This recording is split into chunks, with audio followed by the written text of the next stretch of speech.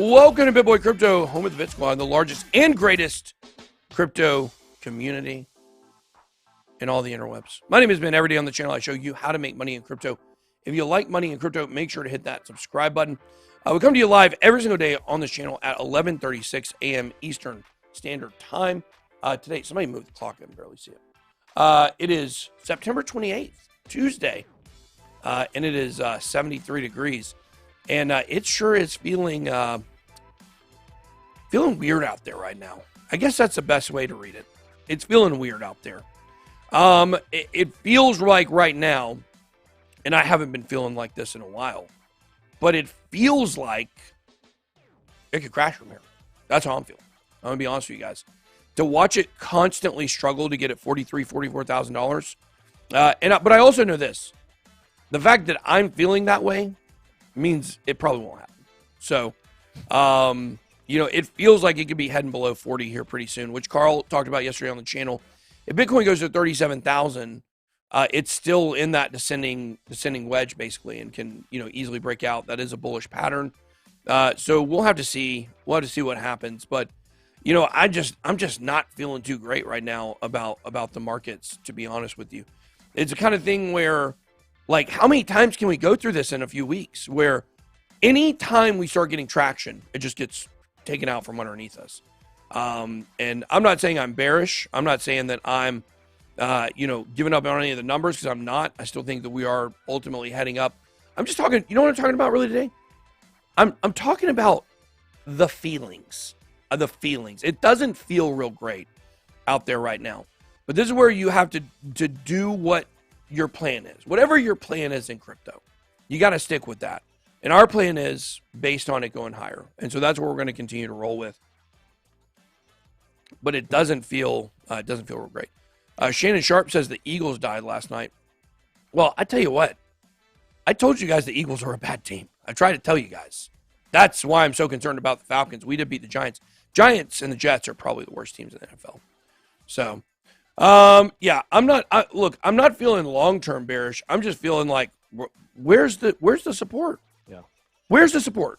What number do you feel like, okay, it's not going to go down below this at this point? 40K? I don't feel like 40K is that strong at this point. Maybe it is. But I'm just saying it keeps going from 44, 45 down to 41 extremely quick. Yeah. And we'll look at the charts here in a little bit. And something I said yesterday, unfortunately, came to fruition on the daily chart, where it basically, we got the green dot on the momentum wave at the bottom. It's like, okay, this is really bullish, really bullish. And I said, as long as this is not followed up very quickly by a red dot, then, this is going to be good news. And then what do we get today? Red dot. Boom. Blood diamond on the 11-hour chart, which Damon keeps sending these 11-hour charts. Who uses the 11-hour chart? It's very specific. Very specific, but a big blood diamond there. So, let's see. They said Keys are going to beat up on Atlanta. Who's Keys? Who are the Keys? What is that? A football team? Never heard of it. Got a big Brave series coming up here. Yeah. I'm going to the game tomorrow night. So they're still right on the line of playoffs, right? The Braves? We're in first place, yeah. Okay. So we're up by 2.5 games with 6 to go. But is it still close, right? Like, there's a chance. So 2.5 games with 6 to go, that's pretty safe. Yeah, well, except we're playing the team that's behind us. So if the Phillies came in and swept us, we would be down by half a game. And then they have the Marlins, who are a terrible team. And we have the Mets that are, they've been crashing lately. So I wouldn't say they're a good team right now. But okay, let's go ahead and move on. Let's jump in here, guys. 1.28 million subscribers. Thank you to everybody for continuing to subscribe to the channel. We are at 563.8 thousand here on Twitter. Make sure to follow us on Twitter, get the latest updates, things like that. 293,000, approaching 300,000 on Twitter, on Instagram. That's a big number right there. We put a lot of stuff here. We need to put more pictures up. It's in process. Text here, so. In process. So, okay. Next week, I think it'll look a lot better. A lot better next week. A lot better. That's what they say. Okay, let's go ahead and jump into the markets here. As you guys can see here, $1.834 trillion for the market cap. Not very good. I mean, I felt very good when we were Now look, I want to be clear though. I want to be clear about all this real quick. I want to be clear about this because see a lot of people in the chat saying that I'm very bearish right now. I'm just explaining the feelings I have. I'm not saying I'm bearish. I want to talk about actions though, right? We're dealing with some feelings today where the market just does not seem like it's very excited about anything. But we haven't sold anything. We're not selling anything. Still don't sell your Bitcoin. Don't sell your Ethereum. Don't sell your Cardano. Don't sell your XRP right now, especially. I would not be selling that. So I want to be very clear what I'm saying here. I'm just saying the market doesn't feel great right now. Doesn't. But we're not taking actions. We're not selling anything right now. In fact, we just continue to accumulate at these levels, and you're going to see some other big names that have been accumulating. So the volume, not super great. It's below 100 billion. We need that above 100 billion. Bitcoin dominant, staying about the same, 42.5%, Ethereum 18.3%, and for 51.5 Paraguays, you can send an e-transaction. We're going to look at a story. Somebody spent $23 million on an e-transaction.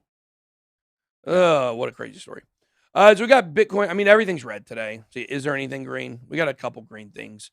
eCash, which is Bitcoin Cash rebrand, or Bitcoin Cash ABC rebrand. OKB exchange, DYDX, a decentralized exchange, up to number 79. OMG network. UOB. A lot of these are exchange tokens today. Corey says, very boring times these days. I got to be honest with you. That's how I'm feeling. Some days, guys, I come on the show, and can I just be real with y'all for a minute? Yeah. Let's just be real.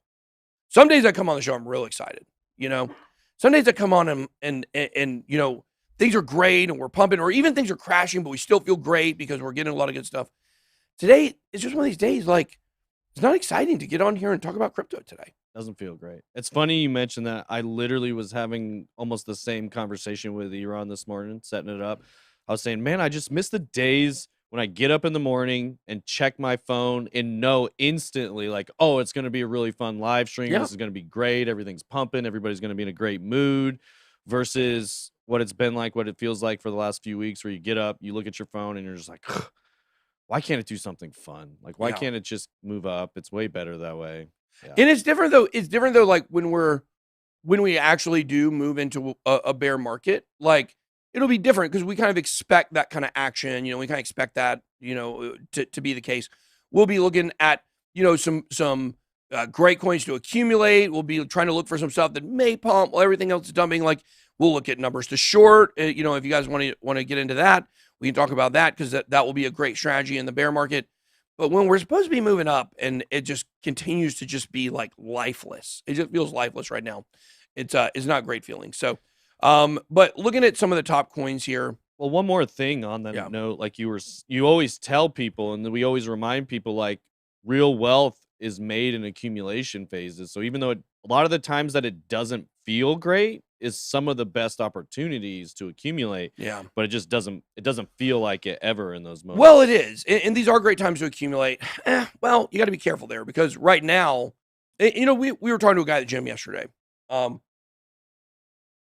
Guy's new to crypto, and he's got like a lot of questions. He kind of bought near the top on some stuff, and I don't know what the top was, but I don't think he bought at the very top, but kind of in the run up to the top. He bought some stuff, and he was just, he was saying like, okay, so whenever it goes down, you want to buy. And I'm like, well, kind of. We call it buying the dip, but there's a difference between a dip and a bear market. There's a difference between a dip and a crash, right? Yeah. So if we dip $2,000, $3,000, like, that's a great opportunity to get by and accumulate, as long as we don't believe we're in a bear market. Because in a bear market, it dips and it dips and it dips and it dips and it dips and it dips and it dips and it dips and it dips and it dips and it dips and it dips and it just keeps dipping. And so if you bought this dip up here, that's not a great strategy. So it's really important to understand the basic market cycles, and it's very important. So let's do Q&A. Let's move on. Ethereum's under 3,000. Cardano's at $2.09. XRP holding pretty tough at 90 cents. It seems like 90 cents has been pretty good support. Solana at 131, down 8, almost 9% today. see if there's anything significant. Dogecoin under 20 cents. Avalanche has slid back down to number 12. Yeah, Avalanche one might be good to accumulate right now. So, okay, Q&A. All right, you ready for some Q&A? Yep. So from Yummy Noodles in the basement, is AMP still a good buy for long-term hold and accumulation? Yeah, I mean, and once again, we kind of got to be careful with that question because yes, AMP is great for the long term, but in a year from now, AMP will be cheaper than where it is right now. Right. In my opinion, or at least relatively close after a bear market crash. So, but yes, we love AMP. I think AMP is going to be, one of the top coins in the future for sure. Payment rails has got a lot of great stuff they're working with. We are very bullish on AMP, and I remain very bullish on AMP. Okay. Relevant realtor in the basement. If so much money is pouring into crypto from institutions, why are the prices still being suppressed? So they can continue pouring money into crypto. I think they just mean more not why, but how. Like if people we hear about, Morgan Stanley doubling their holdings. Well, they double their holdings in Grayscale. Exactly. So that's how, because they're not directly purchasing Bitcoin. And a lot of times people do these things over the counter so that they don't affect the prices. Yeah, I mean, sometimes, but not always. Sometimes what happens is when they do accumulate, you do see these price spikes. Like when you saw the price spike from 42 to 44, that could be institutions buying. So sometimes you're going to see it, but look, just because when the institutions came into crypto, the rules changed for crypto. You got to remember that. And so just because they're pouring money into it doesn't mean as soon as they put money into it, it's going to go up. It's more long-term. It will go up, and, medium term by the end of the year, we believe. Yeah, but it's not just, 1 + 1 = 2 here. Like institutions invest, crypto goes through the roof. The more they've got a lot of different, kind of channels and avenues and vehicles and tools that they can invest through without actually buying Bitcoin. So you got to keep that in mind too. Super chat from YouTube, Mr. Resident. Cardano price prediction and timing. What are your thoughts? I mean, I still think $12 to $15. I'm now starting to believe that this altcoin run may be December, January for the altcoins. Maybe Bitcoin tops out end of November, beginning of December. Definitely kind of looking like that time frame at this point. So we'll have to see what happens. I mean, maybe it already did top out, but I don't believe that's true. Well, on that note, Old Growth Canopy, are we still on track for the bull market, in your opinion? What does that mean? Like, are we still in a bull market? Yeah, I guess. Like, yes. Yeah, I think so. Still think we can hit higher highs. Yeah, of course. Yeah, I definitely still think that we can hit. But look, we're way behind schedule on many different things. We're behind schedule against stock to flow by a long shot. Stock to flow says we should be at $110,000 right now. So we're at 41.5 and having a hard time staying there. Way behind stock to flow. We're way behind, obviously, that the Bitcoin Golden Bull ratio that we use forever is today, should have been give or take a week around the top. So we're behind that.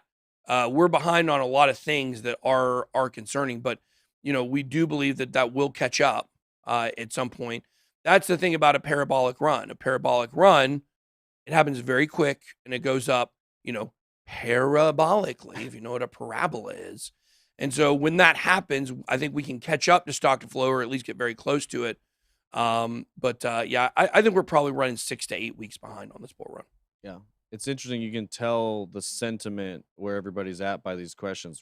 So we got Hacked Phoenix here. This will be my first bear market when it comes. What advice do you have in a bear market for noobs? Yeah, I mean, try to take profits before it crashes. I mean, that's the number one thing. Like, take advantage of gains that you have, pull out profits, and then set that money to the side. And don't start accumulating at the beginning of the bear market. There will be a lot of people who will say, I hope we're not falling into that category now. Like there will be a lot of people that will say, it's going to come back, it's going to come back, it's going to come back, but it won't come back. Now, there's a lot of reasons why we believe that is not going on right now. Okay. A lot of reasons for that. But next year, that will be going on. There will be people telling you it's going to come back, it's going to return, people that haven't been through these market cycles, but it will continue to crash and go through the floor. About 8 to 10 months after the top of Bitcoin is when you really want to start accumulating. So the best tip for the bear market is try to grab those basement prices on coins you believe in.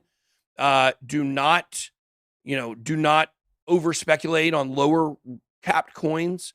In the bear market, there's plenty good enough opportunities in the top 10 to 50 coins. This is not exactly a question, but well, he does have a question mark at the end. But I went to pay for something on Amazon and PayPal was letting me use ETH. Bullish. So I haven't seen that. Well, that wouldn't have anything to do with Amazon. That would have to do with PayPal. Yeah. So I guess maybe if somebody can confirm that's true, if you're trying to use PayPal and you have a crypto balance there, maybe they're letting you use that. Interesting. Yeah, this is another one. In the bear market from Matt Cross, super chat on YouTube. ADA plus staking or VeChain plus VeThor rewards? I don't know. I don't know what the VeChain returns are. Yeah, you'll have. Cardano is our number 3 holding. So VeChain is probably VeChain is like our number 12 at this point or something like that. It was a little bit higher, but we like VeChain. We don't stake our VeChain. We stake our Cardano. So I guess we got to go with Cardano. We have a staking pool. Yeah. What's the update on the staking pool? Perfect. I was about to do that. And also thanks for that super chat, thank you. Andrew. That was very kind. Update on the ADA staking pool. I mentioned yesterday with the Alonzo hard fork, the fork. The databases needed a little bit of work, so we have got all that stuff done now. It is resyncing. Last time I checked, it was about 13% synced before the stream, so it should be. But it had run for about 13 hours also, so you can do that math. But we got some more time to sync up. But as far as we know, everything's running properly, and we should be back to earning rewards by the end of the day. Somebody says I look annoyed AF. And I would say that's true. I am annoyed AF at this market. I am. There's no doubt that we have incredible things going on internally here at BitBoy Crypto. We got some stuff coming in the next 24 hours that's insane. But I don't even want to talk about it right now because the market's had me super annoyed, and that's why. Somebody also asked, how far behind in the bull market would we have to be running to say extended cycles? Extended cycle, in my opinion, quarter 2, quarter 3 next year is what people are talking about with that. I do not believe that this market extends into next year. And so if we get into next year and we are still not, we're at 60 or 70K for Bitcoin and still seems to be some positive momentum, that's when I'd be willing to concede that. But I think we will top out this year. If Bitcoin drops us all into a bear market, what do you see XRP doing if the case is won during a bear market? I sense small gains before dumping, but BTC is being beach. That could kill it all. That's pronounced biatch. Well, yeah. I think you can say that. Yeah, I guess I could have. You like that? Is it Blake Shelton that sings that song, Some Beach? Yeah. That's a good song. That's a great song. I love that song. Like Blake Shelton. Blake Shelton, come on the channel. Like crypto. Look, here's the thing. I talked about country music so long I forgot the question.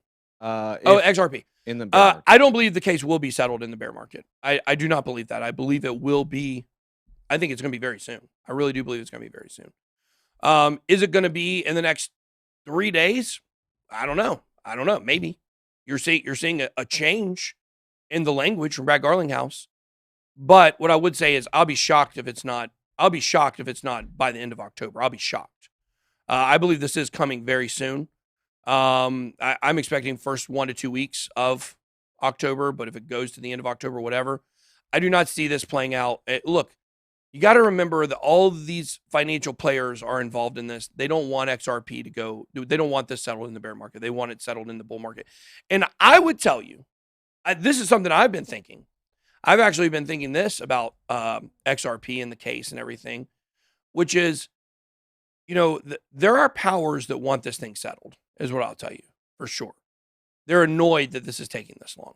The timeline was the middle of September. I told you earlier, it got extended 1 to 2 weeks. We're getting to the end of that range. What if the reason why Bitcoin is not moving is because that is behind the timeline? This XRP is a big player in this ecosystem. Some of the biggest money out there. I mean, it's, you guys see how many billions, $43 billion into this thing right now. That's not even counting what Ripple Labs is worth and what they'll be worth after an IPO. Okay. So the fact is, I think it's possible that we could see kind of Bitcoin in this holding pattern. Maybe XRP getting settled could break it out and could break Bitcoin out and get people excited about crypto again, because it would answer a lot of regulation questions as well. But here's what I'll say. Lastly, hypothetically, if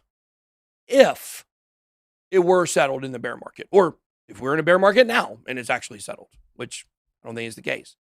If this were settled in a bear market next year, we will see the price double to triple in 24 to 48 hours, maybe have one more little run up shortly thereafter, and then tumble all the way back down to where it started. That's what we'll see in a bear market. That's why there's no real upside to settling the case in the bear market. Real quick. And by the way, that's what we consistently see with projects that have extremely larger beneficial news in a bear market. We see that same pattern. Up, down a little bit, up, crash. Who messed with the pillows? The XRP pillows gone. People are thinking we're bearish on XRP now. Well, the president called me in today. President called me in, President Joe, and he relieved me of my post from commander of the XRP army. Wow. So thanks, Joe. I guess that's what people got to say. If they were not already upset with you and some stuff you've done, now XRP army single-handedly will vote you out. No, I don't know where it is. Shannon said I just told on myself. No, it must have been the we shot the NFT update in here this morning. Maybe they pulled it. Also, real quick, White Paladin, do you think Phantom has more room to run in this bull run / altcoin run? Yes, we do. That's a good project, and a lot of alts will go. I missed it. I gotta do it again. That's the baseball coach right there, guys. Oh, home run. Yeah, I took that one deep, baby. Let's go. I need to get some barbed wire on this thing. Have we shown this on the screen?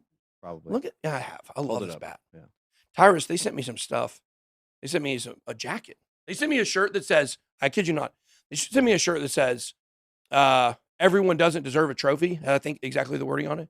Something like that. Not everyone gets a trophy. Not everyone gets a trophy. Extremely applicable. But anyways, I went to a restaurant in Chattanooga. First place I wore it, somebody said, "Oh my God, I love that shirt." That's a real man right there. If you love that shirt, you're a real man. Okay. Yeah, here's Negan. They're telling me I need to wake up. I'm not that tired, guys. Yeah. I get tired sometimes going around the blockchain. Look, I am drinking an energy drink. Are you? Yeah. I'm drinking tea up here. So that throaty Cody. Lucille. We need to come up with a name for this one. Well, Lucille was his wife's name on the show. All right, let's move on. Yeah, let's look at some fun. Wait, you had one more thing you wanted to say though. No, I answered it while you were. Oh, you did. Yeah. I put my bat up. I think I was gonna say one other thing, but I don't remember. Yeah, I can't remember what it was. Oh, I can share this with you.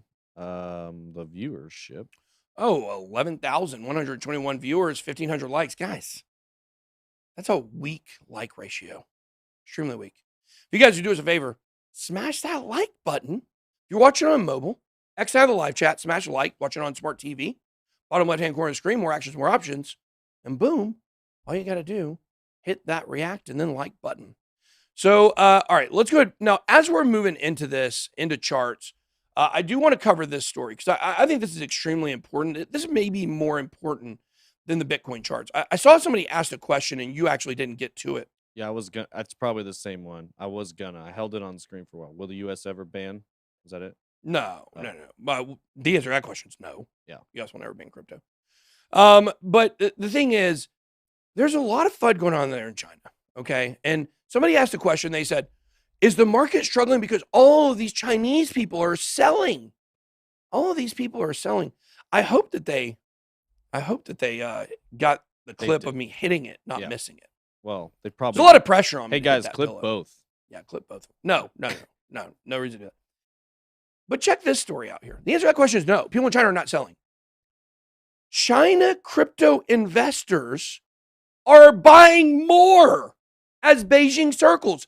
I told you, the Chinese citizen doesn't believe anything their government says. They know that it's FUD. They're trained to know that it's FUD. Here, we're all idiots because we believe our leaders and we believe the news. Somehow, how in the world we believe that? We just say like, oh, we're just going to give our blind trust to the government. What kind of idiot are you?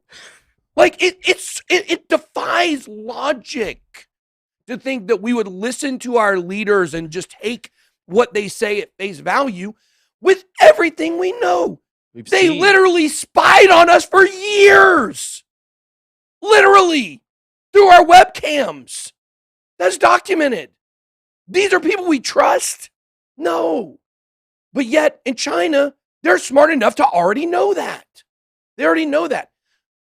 People in China are buying more crypto, not less. And that is the takeaway from this story. There are no reasons for us to feel like the U.S. government is going to ban crypto. The Chinese government can't even ban crypto. They say they're going to ban it, and their people buy more. That's the beautiful thing about crypto, about decentralization. If you can't use Coinbase, you can't use Binance, well, dang it, you certainly can go use Uniswap. You certainly can go use BitSwap. Certainly can go use Balancer. There are ways to continue buying crypto. They cannot stop this movement. They cannot stop it, period. So, all right, here we go. Well, let's pull up the chart here. We got our new fancy little pad here. New fancy little pad. So I want to show you guys what I was talking about earlier. We were talking about, let's see if I can't move that. But basically what I was talking about was down here on the screen. You guys see that? Did it not draw in there? I'm not seeing any drawings. You're not seeing any drawings? Nope. Are you on the right thing? Yeah. Why are the drawings not transferring over? Can you refresh or anything? They were earlier. That's so weird. That is weird. We tested this We time. tested it and it worked. Gotta love technology. You gotta love technology. So it looks like it's frozen on that screen. It's frozen. Can you like refresh? Let me try this. There, it wasn't broadcasting. Yeah. I was wondering if that app was open. Yeah, that's weird though, because I thought we had to manually end it. We didn't manually end it. Okay. We will get this right. TJ says I'm not going to like using this. So, as always, we're here to prove him wrong. Right. So you will. So the only reason we exist is to now prove that him I wrong. told you that, there's no way you'll admit you don't like using it. So no, I mean absolutely not. Now we're stuck literally we are stuck using this forever. Right. So I don't care whether the audience likes it or not. TJ doesn't like it, so you bet your bottom dollar we're going to use it. All right, you can pull it up now? Okay, yep. Perfect. You guys see my little circle down there in the bottom right-hand corner? This is exactly what we were talking about. We had this green dot on the bottom of this momentum wave on the daily chart, and we felt really great about it. And I said yesterday, I literally said yesterday, I said, you know what? As long as this doesn't get negated by a red dot, we're going to do well. Look what happened right after. Red dot on there today. On the 11-hour chart, pull up the 11-hour. For Damon. Thanks, we call it the Damon chart. Yeah. You guys can see we got a big blood diamond right there. Big blood diamond. Now, we've already seen, I got to figure out how to use see if I can figure out how to use this is probably not going to work right now. I got to figure out how to use a couple more of these tools here before I actually do that. Oh, here it is, measure. See if we can measure here. Let's see here, measure from there. Okay, I don't know what to do now, though. Down. Oh, look at that. Figured it out. We have seen a 7% decrease since that blood diamond popped up. Now, if we were to go back here and we were to look at the last time we got a blood diamond here. Let me take that off. Well, now I can't move it. Now I can't move it, TJ. What do I do now? You know what my vote is. Dang it. Go back to trading view Dang on the it. monitor. Go away. God, I can't. Everything's red. Everything's red. What do we do? I don't know why I cannot get rid of this now. If you click it again, it'll go away. I did click it again. Oh, that's what. There it is. So somebody said that? Yep. This is going to be really cool when you use it. Now, here's something interesting. Look, this is the last time on the 11-hour chart that we had a blood diamond right here. They said to use your strong arm. That's real creative, guys. Yeah. Nobody's ever told me that before. So let's see what the last time we got a blood diamond. I mean, maybe this is at least something we can look at that's, kind of positive here. Let's go to the measure. Pull it up here. Since we got the blood diamond. Roddy Super Chat says XRP's on sale.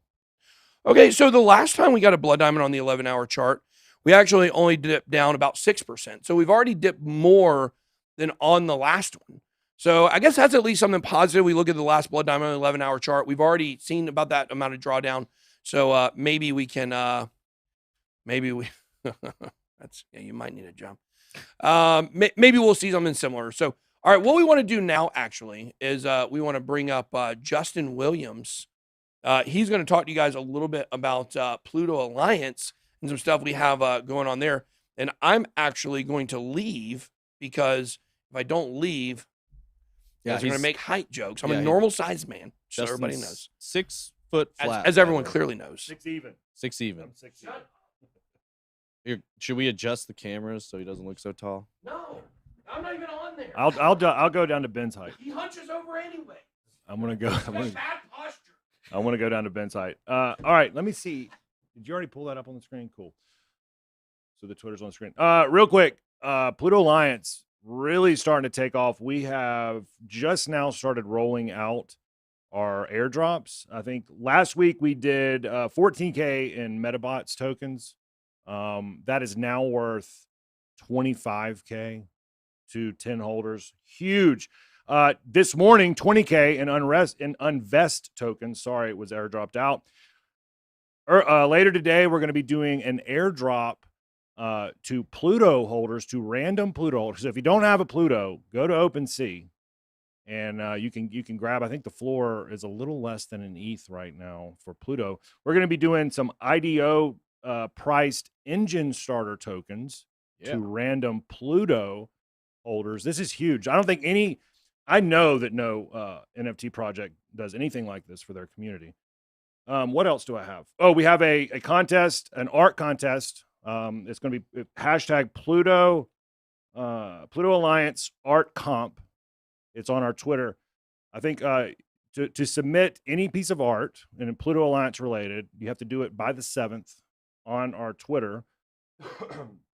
We have some pretty creative people in the community already. Some really fun stuff that's already been shared. So go check that out. And we are giving away tomorrow. Watch the NFT update show. We do it Wednesdays and Saturdays, but tomorrow's we're actually going to be airdropping, or we're going to be announcing a giveaway for a black hole alien. The last time we auctioned off a black hole alien, it went for 6 ETH. And then that same black hole alien sold a week later for 9 ETH. That's 27K. That's insane for one NFT. So if you want to get involved in that particular black hole giveaway, you just have to hold an alien. Just go grab an alien. You can do it at OpenSea. The actual floor price is 0.1. So go check that out. OpenSea. It's the Pluto Alliance. DZ, what are you doing in here, man? I was going to make sure you show the art. Go ahead. Yeah, we did. I think it's this one right here. DZ's actually my height. Yeah, We're normal man height. So oh, that's really cool. Yeah, check out some of that art. That's actually an alien jumping out of Ben. And that's supposed to be me right behind him. So I don't know if that really looks like me or not. And then there's TJ on the end over there. Oh, we got matching shirts on. Yeah, somehow Piano Guy made it. Piano Matty B. Yeah, he made it. And then DZ is very frightened. I don't know why he's so scared, but he's more scared than anybody. Ben actually looks calm compared to DZ. Anyway, that's all I got. I'm going to get Ben back up here. Thanks for listening to me. You got to get a better outro tagline than that. Say something cooler, like, then thanks for listening to me. Thanks for listening to me. He's not capable of saying cool things. I don't know if you know that about him. Sorry. He's only capable of insults, Snarky sarcasm, comments. snarky comments, and character assassination is what he's really good at. And apparently wearing the same shirt as you. Can we look at this for a second? I mean, yeah. Look at the mouth shapes that these two guys are using here. I mean, looks incredible. Look at, he's trying to blow into something. He's trying to blow a whistle there. Yeah, trying to blow a whistle. Yeah. It's pretty interesting. I tell you what. Interesting. Yeah, I don't know. Okay, all right, let's move on. All right. Oh, I thought we were having that as a. Why do we not have that as a on the rundown? I have no idea. Thought we were supposed to have that on the rundown. We were definitely supposed to. Institutional investors bought the dip as China FUD broke. Now we've talked about the Chinese citizens buying, but what about the institutional investors buying? Well, institutional Bitcoin products have experienced outflows for 13 of the past 17 weeks. The sector has now seen 3 straight weeks of inflows. This is pretty bullish. Should have been Scaramucci's. Yeah, instead of an alien, like an alien Scaramucci or an alien Janet Yellen busting out of your stomach. Gosh, yeah, should have had or Mark Davis. That would have been pretty good. Mark Davis busting out with of just the 3-0 Raiders. Mark Davis got to be happy. How many wins do the Raiders have to get this guy a haircut? I think they'd have to win a Super Bowl. So yeah, they're saying there's height discrimination going on over here. I believe that. I might sue him. They put something on Reddit with those 2 really tall guys, and they put the lines like that he was 6 foot, and we were all like even. Yeah, 4 foot. Yeah. He's 6 foot. We're 4 foot. Yeah. I mean, we can't win, man. All right. According to CoinShares, digital asset fund flows weekly, a surge in the dip helped drive buying for 6 consecutive weeks. $95 million worth of inflows between September 20th and Friday marks 126% weekly inflows increase. And this is kind of the thing, right? It's so interesting to look at all these bullish on-chain metrics and still see the price struggling. Like, that's what's so frustrating. We continue looking, at stuff that just says it should be going up and it's not. So, let's see. We've already talked about Chinese FUD, yada, yada, yada. Move on here.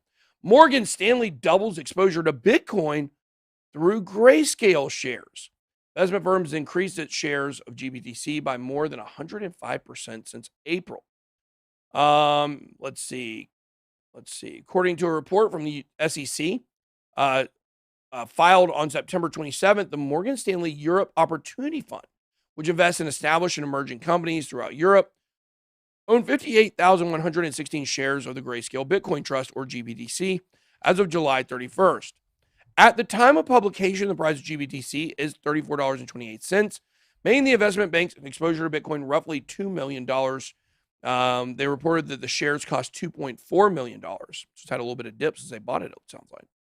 Morgan Stanley's been gaining exposure in 2021. In April, the investment bank announced it would be adding Bitcoin exposure to 12 investment funds through Grayscale and cash-settled futures. I guess it was earlier today we were talking about this, or was it yesterday we were talking about the cash-settled? Last night on ATB, I think. That's what it was. Yeah, we were talking about that. So these are the kind of things that we don't necessarily want in crypto. Cash-settled crypto defeats the whole purpose. But yeah, so we got that going on. Then we also have such an exciting story. Bitcoin Lightning nodes and channels hit record highs. It's increased 160% over the past 12 months. So the number of channels is up 170% since January. Of course, this has nothing to do with the price. People don't care about this probably. I mean, Lightning Network, it's working supposedly. We'll see. I don't do any Lightning transactions. We do have the Twitter story where Twitter is, integrating Lightning into its its wallets. Can you add a Bitcoin address right now? Yeah, tip address. Yeah, you can. And then the newest thing, they're integrating verified NFT profile pictures. Yeah, verified NFT profile. Oh yeah, so that'll be interesting to see when that comes out. Yeah. Jack, is it Mallers or Mahlers? Jack Mahlers is how I've heard it. Oh, is it? Yeah. He looks like he's 12. Well, have you ever noticed that about this guy? He's pretty young. He was. This was the picture right here. Well, that that definitely makes him look younger. Does he not look like he's 12? Yeah, that one he does. They say I look like I'm 70. He looks like he's 12. I'll take the salt and pepper look over the TikTok influencer look. You know? I mean, does it look? I mean, can you just see him like doing a TikTok dance, or whatever it is, Let me see. TikTok, I don't know what it is. Yeah, sure you don't. Yeah, there you go, TikTok dance.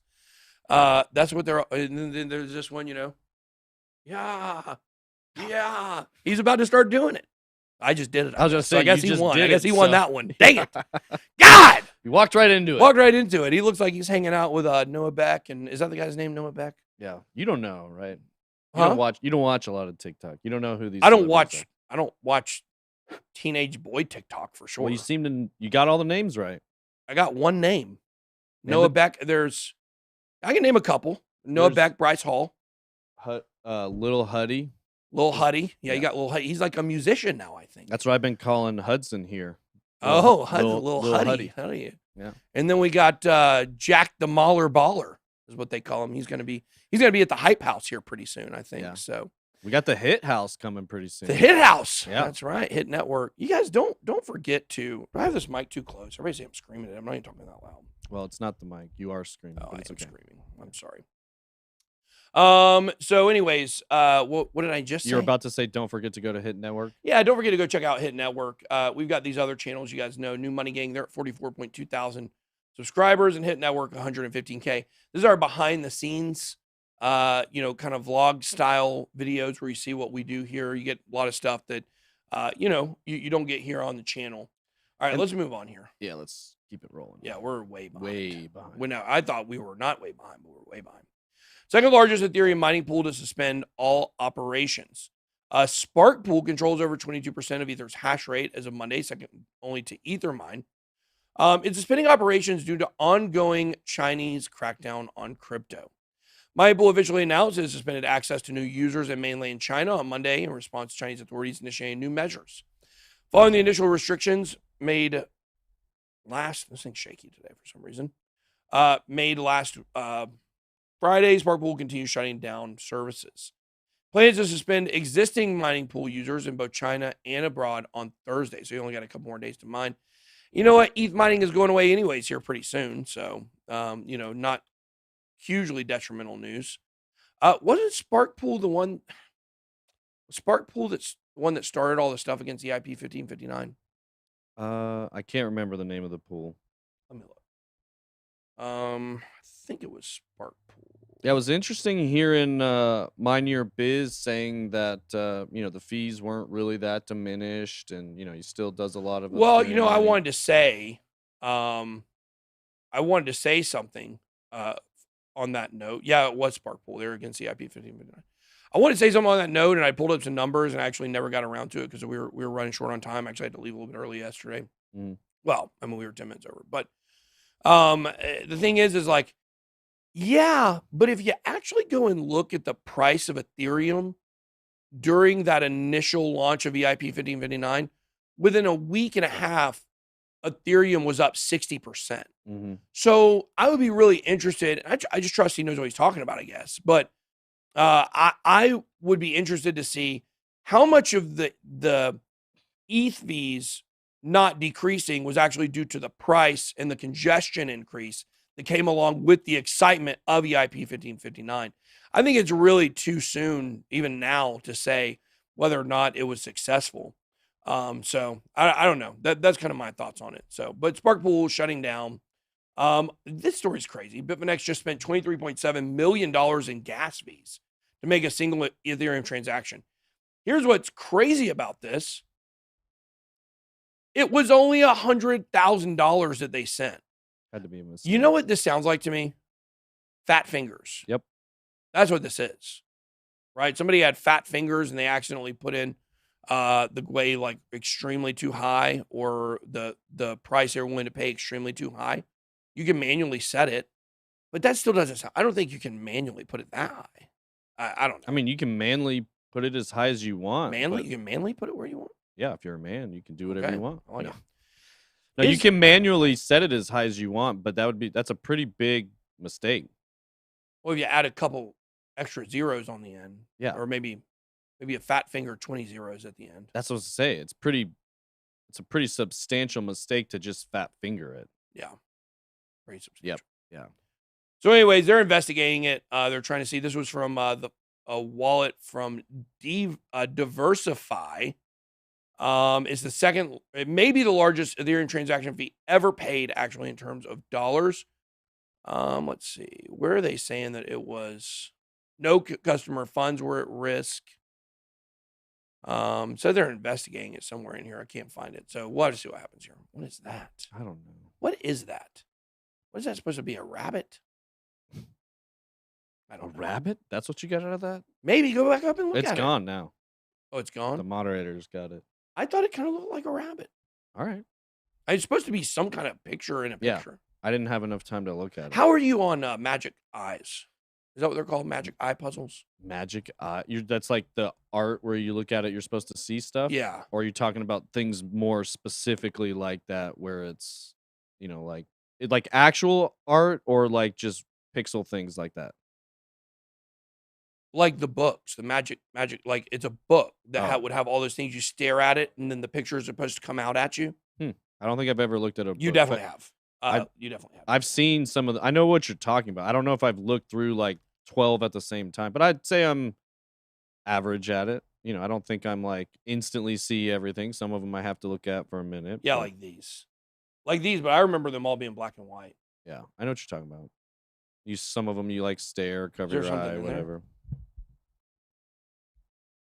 It's gonna be real boring content. Me staring at this screen. Yeah, I don't know. I can't see. Well, I started to see it. Oh, it's getting magic in here. Those were interesting, man. Those Yeah. were interesting when I was a kid. They were real popular when I was a kid. Which was well before you were a kid. Yes. Okay, XRP. SEC uses deliberative process privilege yet again to avoid discovery.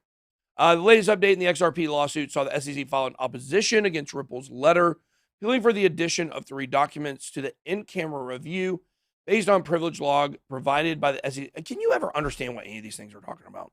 Yeah, actually, I'm pretty good at legal stuff. You Just are?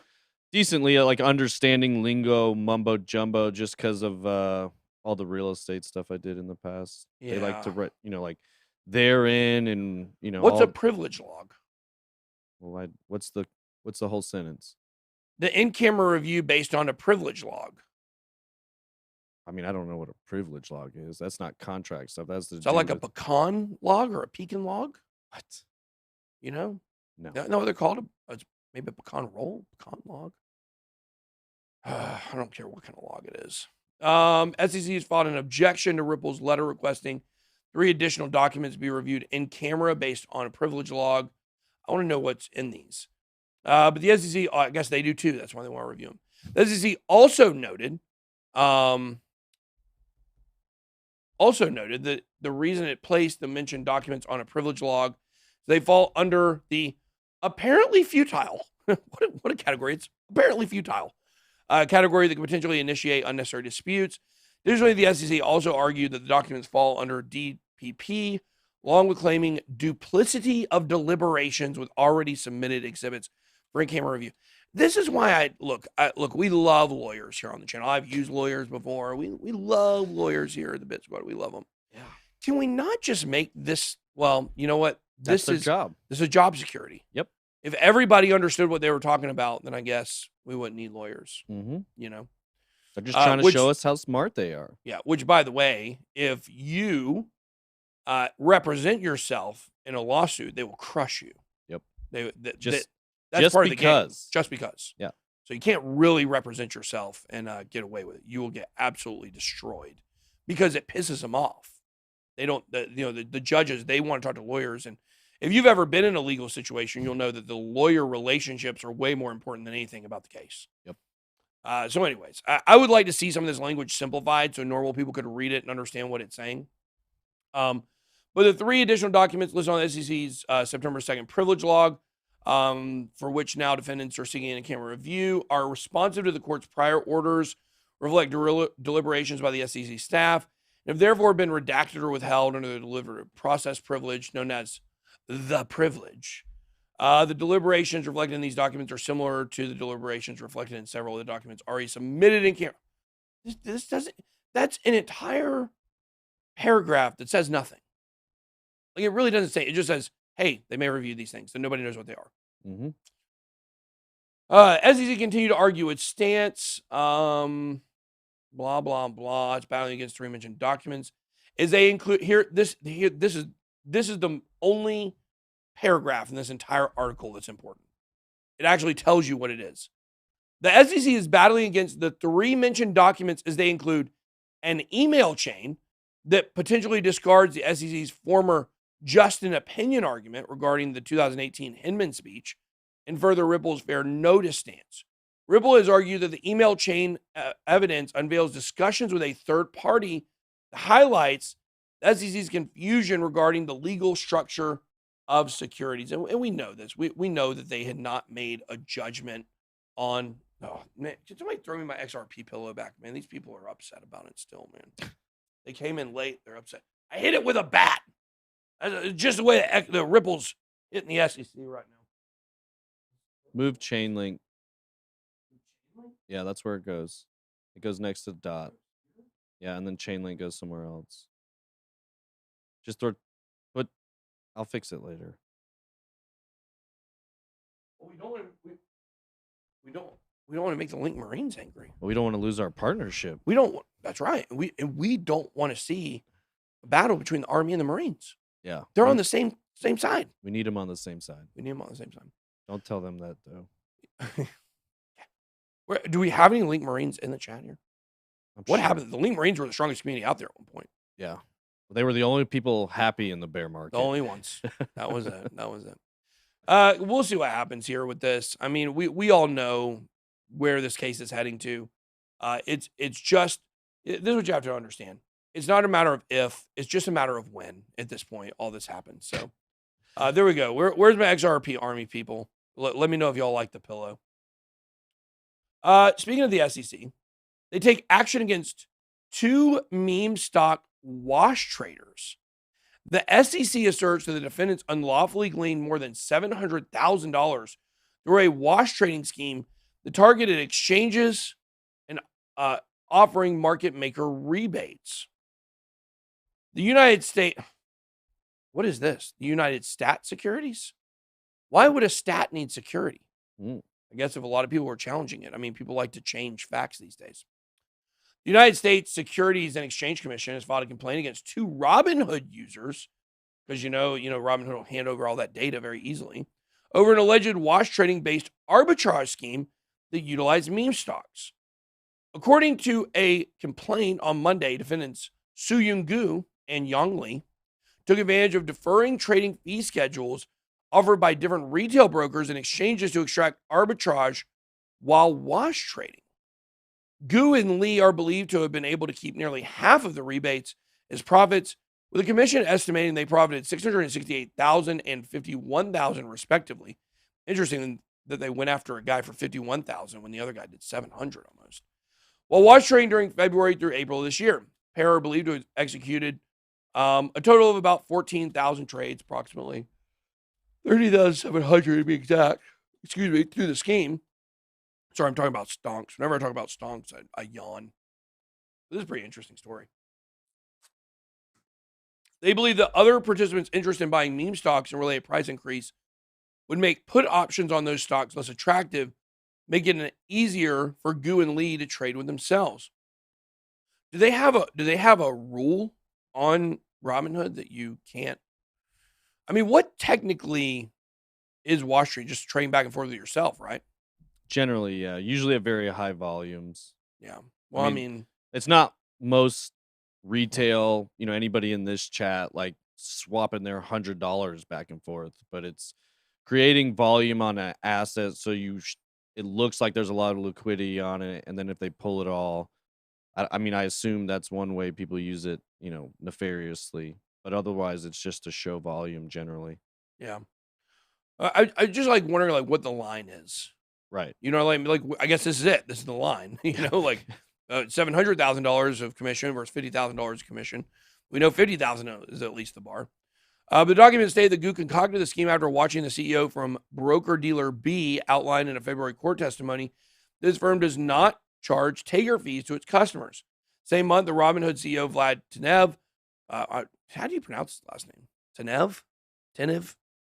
Testified before Congress regarding market volatility related to GME and other meme stocks. So-called meme stocks like GMC and GameStop became wildly popular as a result of the Robinhood and Reddit-based pump and dump group Wall Street Bet saga earlier this year. Robinhood was the subject of controversy in January after the platform halted trading on GME amid the notorious short squeeze against hedge funds. The group responded by immediately converging on crypto. Dogecoin pumped 1,000% on January 28th. Robinhood has since estimated that Dogecoin accounted for 62% of its crypto revenues. during Q2. And I just like, here's my question on stuff like this. It's like,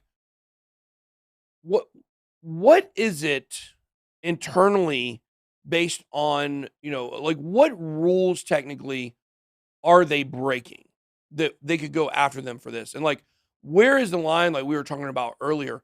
Like, is it that they actually were breaking rules, or is it that they took advantage of the rules and the things they were allowed to do on the site?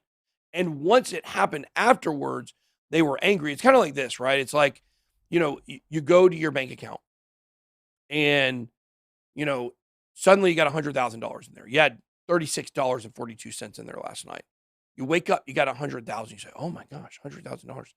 Now look, we all know we're adults here. Maybe if you're a teenager, you wouldn't know what to do. But as an adult, like, you got to contact the bank and be like, what's going on here? Like, where did this money come from? I don't know. But let's say you didn't know that. Let's say you took the money out. The money was in your account. You took the money out. You went and spent it. And then the bank comes to you and says, oh, no, you're liable for that money. That was a mistake. That's exactly what happened with BlockFi, actually. BlockFi did that. They put millions of dollars on people's accounts on accident. They transferred it out. And then they came back and asked for the money. So, like, it's their mistake. Like, they made the mistake. They made this possible. And then later on, after you do something, they come after you.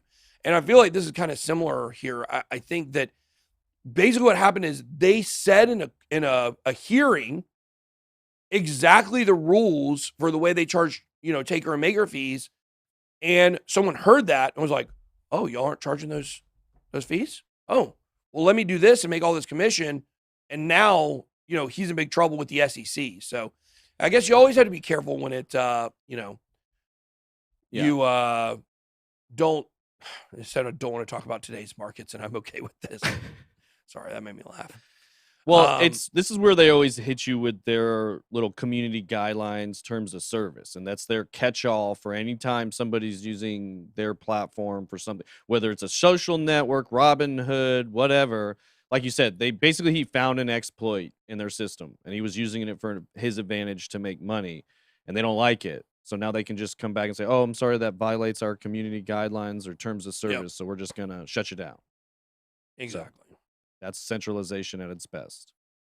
So at our meetup this weekend, it was pretty fun. We had a great time. At the meetup this weekend, I got asked, like, what is the niche that I would say to look at? And there was one niche that I said that I think far and away is the most exciting upcoming area to watch in crypto. Metaverses. So interestingly enough, you move the thing. Interestingly enough here, Facebook has now announced a $50 million investment fund for developing its virtual metaverse. Now, here's what's interesting about this is that Facebook already owns Oculus. Yep. So basically, they're going to build a metaverse inside of the Oculus, I believe. Yep. And this shows if they're putting $50 million into this is something they're going to be focused on. Really, I mean, think about like what was Facebook meant to be, right? A social media website. Social networking. Social network, right? Yeah. Social network. Now, we all know today it's a tech company. Now, I saw somebody, which is so funny. I saw somebody, they commented on one of our videos or something where I said, Facebook is now a tech company. And they were like, LOL, this guy's so dumb. Facebook isn't a tech company. Social media. Like, some people are so low IQ. It's like unbelievable. But the fact is, Facebook is a tech company. That's why they buy other tech companies. They absorb them. They are so focused they're so focused right now on, things that are going to grow them into the future. Now, here's what's interesting about this. We could see Facebook come full circle here, okay? Facebook as a social media network has ran its course. I have not posted something on Facebook in years and years and years.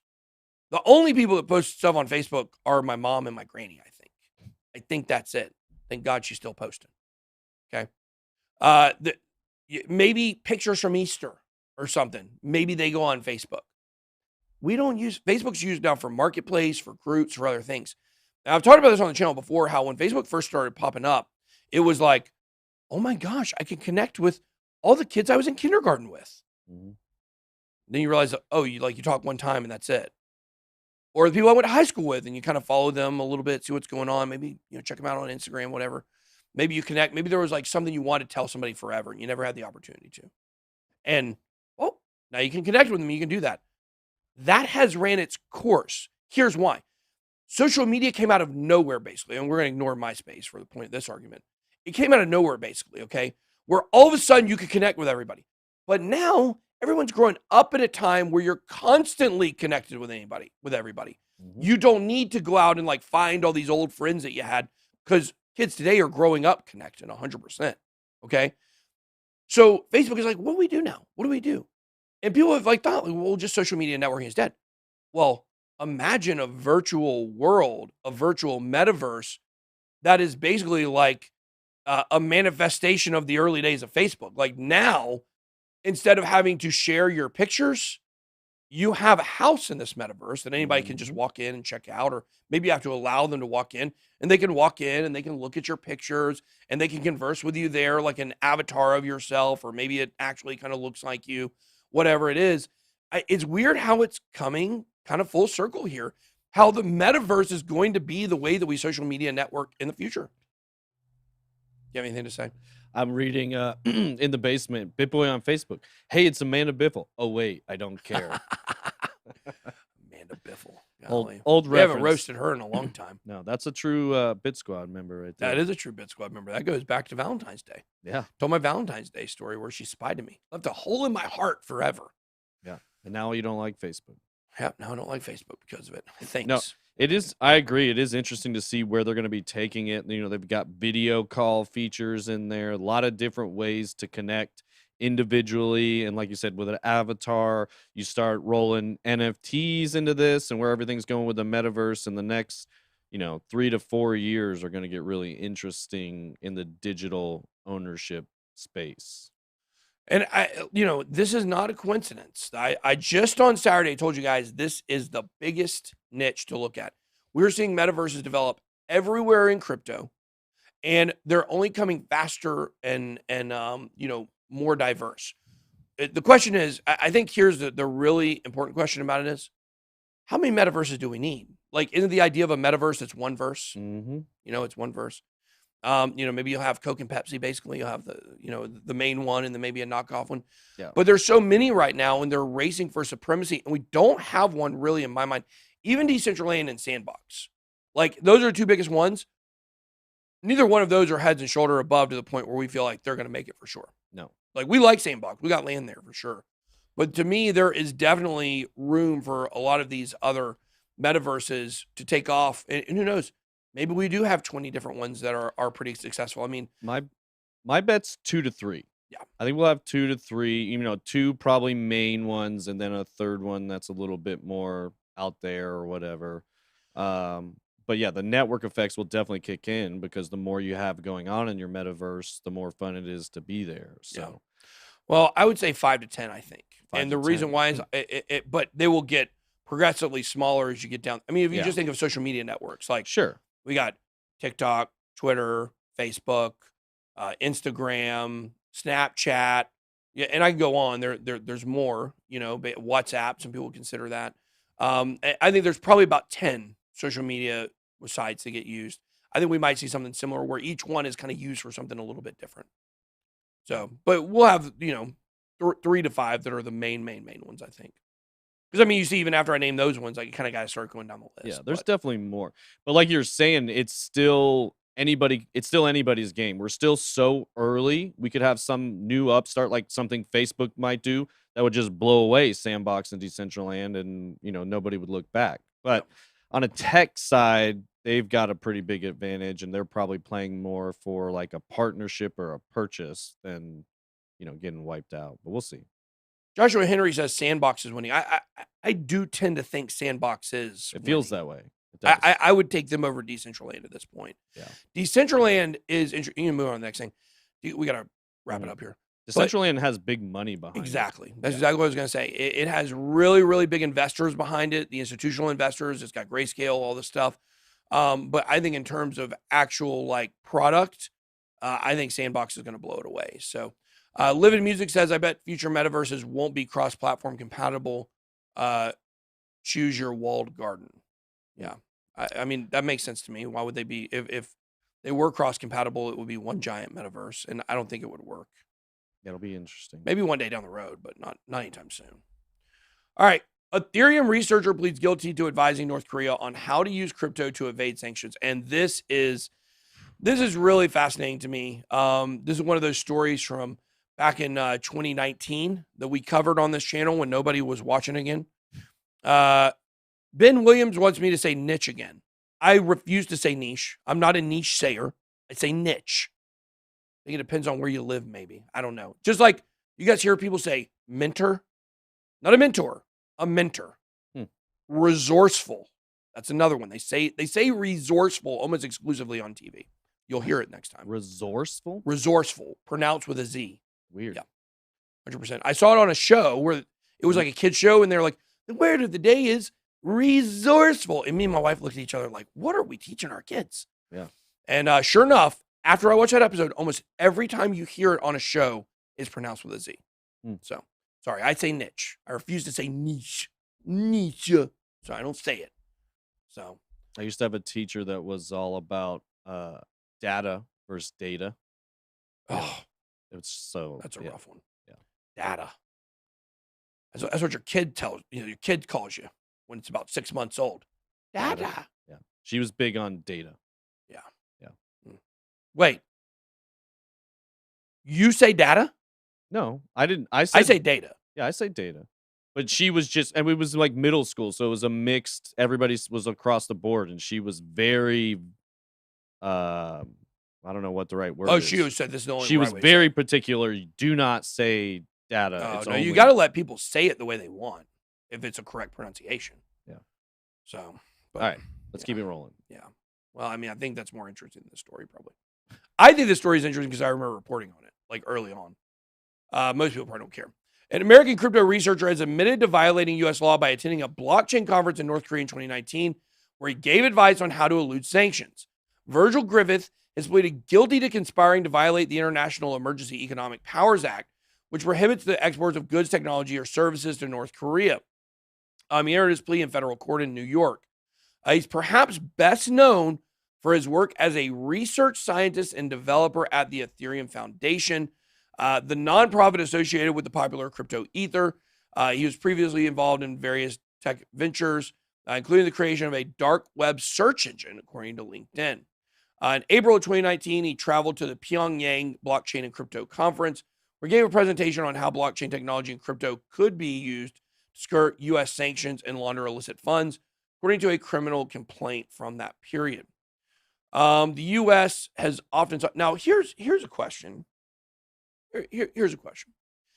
If this conference was not in North Korea, and he gave the same exact talk on how crypto and blockchain could be used to avoid regulations and to carry on illicit activities, that wouldn't be illegal, right? It's not illegal to present that information.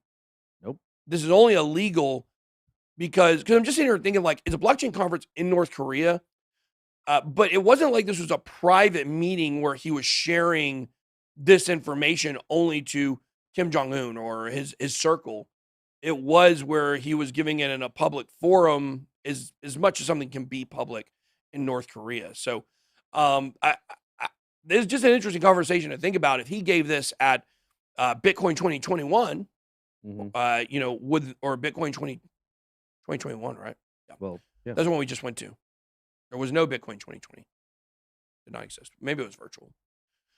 But anyways, yeah, so it's interesting because he could have given the same exact information somewhere else and they wouldn't have been happy about it, but it's only because it was in North Korea that this was illegal, because they were looking at him specifically helping North Korea to somebody said scratch my niche. That's pretty fun.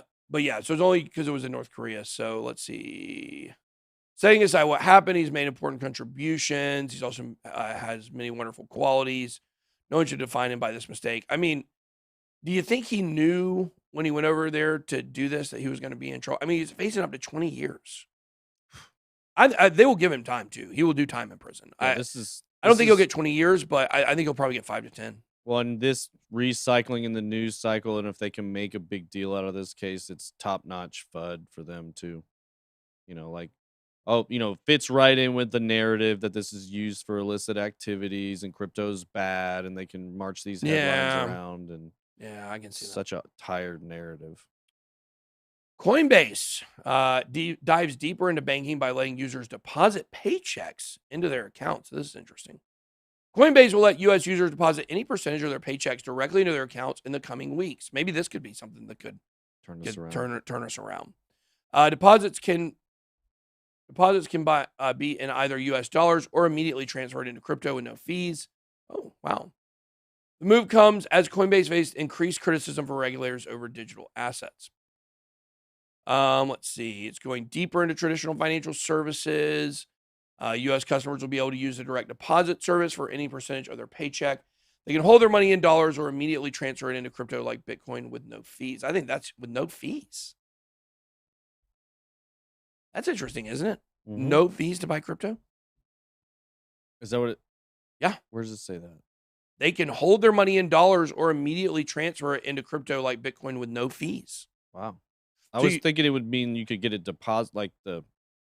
How would? Wow. Yeah, that's. I think probably because when they get this going, there's going to be a huge influx of money into them, and they're willing to take that trade off. You'd think there's maybe they have to pay. You have to pay to use the service, maybe. Well, yeah. Let's and then once the service is going, you don't have to pay a fee on the transaction. I don't know. Yeah. With direct deposit, customers can more easily access our crypto-first financial services and be ready for trade or purchase. We're determined to deliver the most trusted full suite of crypto-first financial services to our 68 million users. The launch, which goes live in coming weeks, comes after customers complain that frequent transfers from their bank accounts to Coinbase are time-consuming and inconvenient. And not only that, but they might ban your account for it. Yeah. It says it will use an FDIC-insured bank partner. Company works with MetaBank. I've never met a bank that I liked, so that's interesting. It's a good joke. Yeah. Other popular online finance apps already allow for direct deposit. Chime and SoFi provide the service broad portfolio of their products. Let's see. Gary Gensler, blah, blah, blah. Yeah, I mean, the rest isn't even about that. So, yeah, that's interesting. I'm sure there's got to be a fee to use the service, you would think. Maybe they take 1% and then they let it go for no fees or whatever. So even if there's not one now, there definitely will be. There's no way they're gonna just roll this out for free. Somebody in here in the basement said, I don't even know. I didn't know Coinbase knew what no fees meant. I know. Yeah, I know. Yeah. Well, you still have to get a fee when you pull it out though. Yeah. So they'll get you somewhere. They'll get you somewhere for sure. So, but it's still a huge development. I mean, it's going to make it way easier for a lot of people to interact with Bitcoin. So it's pretty big news once it rolls out. Somebody says this sounds just like Hex. That's what they said. He actually called it Richard Hart's scheme. But that was a pretty funny comment there. Richard Hart is going on Wendy's show today, I think. Yeah, that's what I hear. Is that today? I believe it should be very soon. I mean, they're doing the thumbnail, so you guys want to check that out? You can go check that out. Crypto Wendy-O. We love Wendy. All right, well, that's all I got for today, guys. I got to run. We're going to go film a documentary in Atlanta today. Some pretty cool stuff we're working on. Can't wait to show you guys. That's all I got. Be blessed. Good boy out.